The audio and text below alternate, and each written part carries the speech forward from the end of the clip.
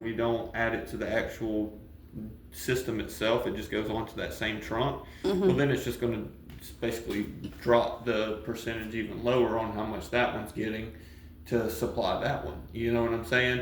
It's not like by adding a duct in your situation, are you getting fresh air from the unit, right? The only way I would see where that would make sense is if he just like disregards the damper situation and just ties it into the unit as if it was a unit only controlling upstairs, like what I was kind of explaining. Because with it being a zonal system, it all has to be on that one damper trunk.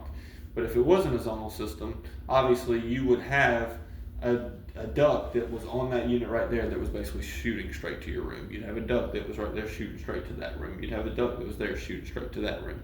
Instead, you kind of have to play piggyback with your setup because, like I said, if the damper's there, it all has to be connected to where that damper is, or else then the damper is useless, right? Because if you had ductwork connected, So he couldn't do it how you're saying. oh, Putting he it on another could, trunk. but in my opinion, if we're just adding more ductwork to the same run that's already not giving you what you think is enough air to this farthest run, what is that going to do? It's just going to take more air away from that run because we've just added another run.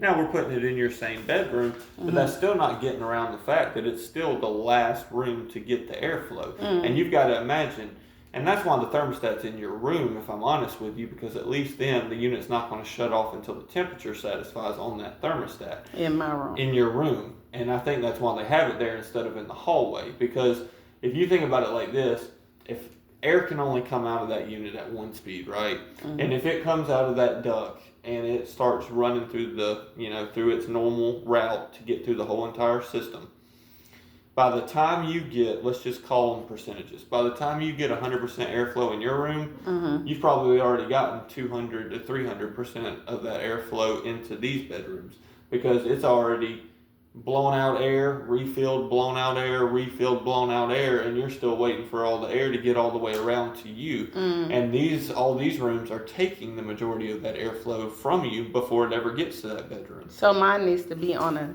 separate. The new vent needs to be on a separate trunk. It would have to be its own main trunk, but see, then there's a problem because in the wintertime, when you're hotter up there than you are down in the summer, it'd be fine. Because in the summer, you would never complain about having cold air up there, right? But in the wintertime, it's always hot up there and it's cool down here. And so you're going to want to keep the heat on downstairs when you won't need the heat upstairs. The problem is then, if the heat's running down here and that thing's not on that actual trunk line, well, then you've got heat coming through your vent in that bedroom no matter what.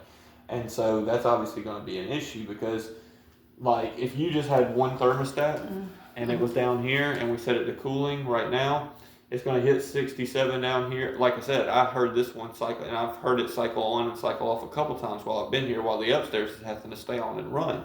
And that's just because the downstairs is always going to cool off before the upstairs does. And the same thing happens with the heat. The upstairs is going to heat up well before the downstairs ever heats up. So you would either have to make it a little bit colder down here than you really wanted to in the winter, or it's going to be way hotter. Okay, so upstairs. you saying leave it alone? I mean, that's what I would do based on how it's performing right now for sure. But if you're wanting as a technician, the only thing that I think that could help with the situation you have, that's the only thing I could think of. So let me ask you this in your personal opinion. Like I said, they told me the compressor was bad on the other unit, and so I had it was over 10 years old. So you think I made the right decision and just go ahead and Yeah, replace because I it? mean, when the compressor goes out, I won't lie to you, it's kind of like changing the engine in your car, right? It's the last thing you want to do, and most people look at it like this.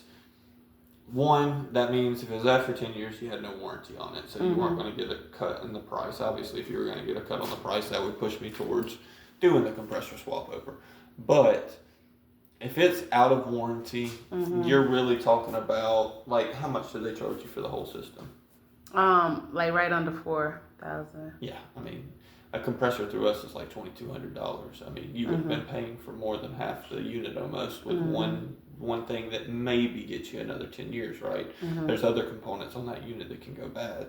And the last thing you want to do is put in that big of a percentage of what it would have cost to replace it to begin with.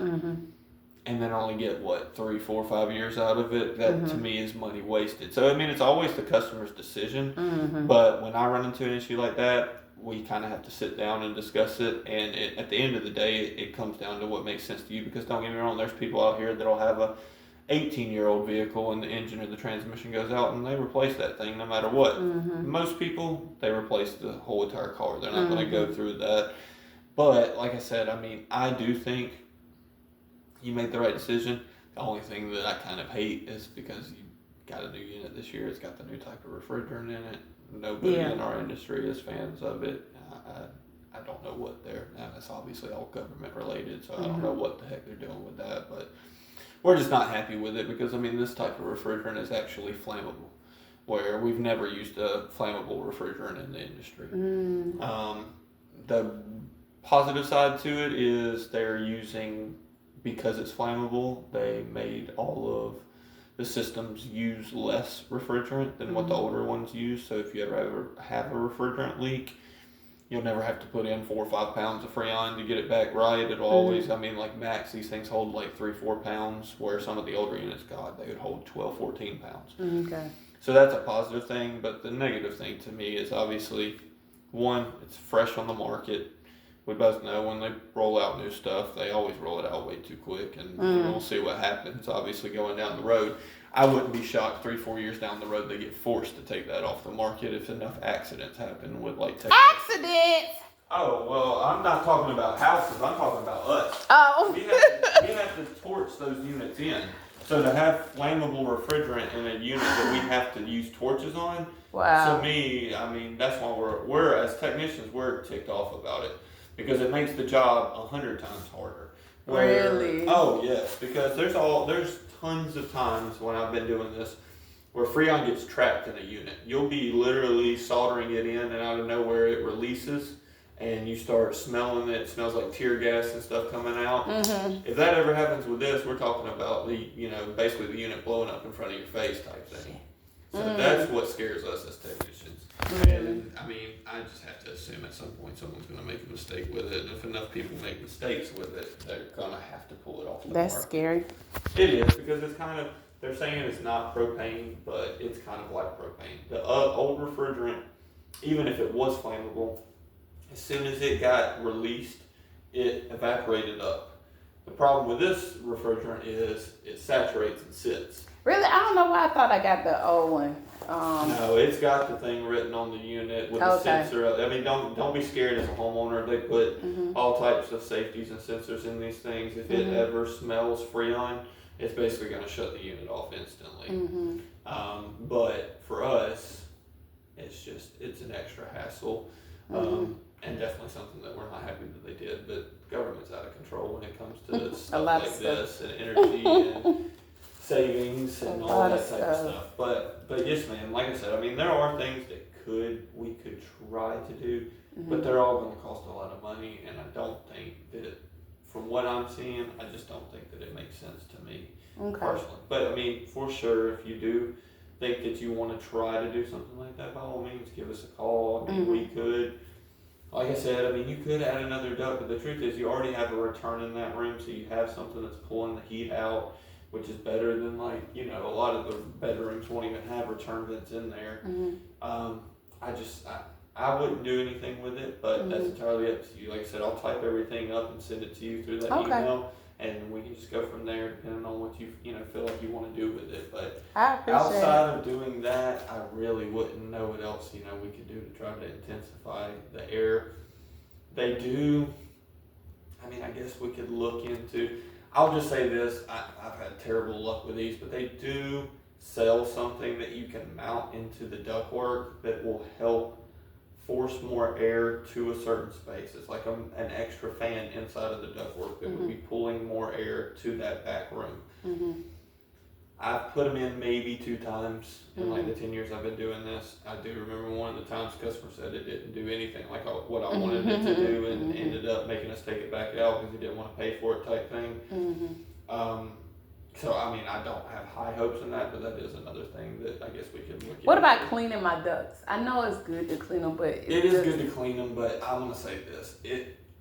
Customers ask me that all the time, and I tell them, like, look, don't get me wrong.